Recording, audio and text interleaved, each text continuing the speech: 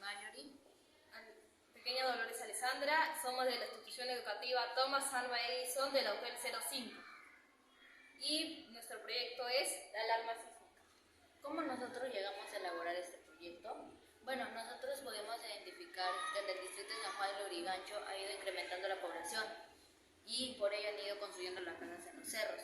Uno de ellos es el asentamiento humano Caja de Agua, en donde los pobladores han ido construyendo sus casas sin medidas de seguridad, con mala infraestructura, en suelos movedizos que se pueden derrumbar sin la supervisión de un profesional.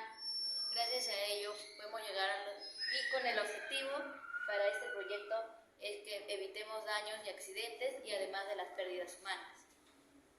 Esta alarma consiste de alambre de cobre, aluminio, sumador y un diolet y una batería que conseguimos en los audífonos de un audífonos inalámbricos y una cajita para que sea más sostenible. Para empezar a hacer esta alarma sísmica necesitamos hacer un péndulo de esta forma para que sostenga la bola de aluminio, un aro para que al momento que choque emita el sonido que va directo al zumbador y prende la lucecita, el diolet que nos avisará. Para ver cómo esta alarma funciona, cuando haya un sismo que recién está empezando, la bola va a empezar a sonar y va a empezar a hacer un pequeño sonido que nos alertará para evacuar.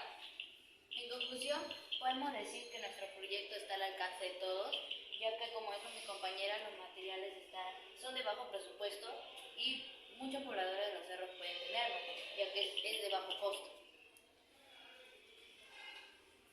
Esta alarma también es como una herramienta crucial para salvar nuestras vidas y mantenernos preparados. Gracias. Gracias.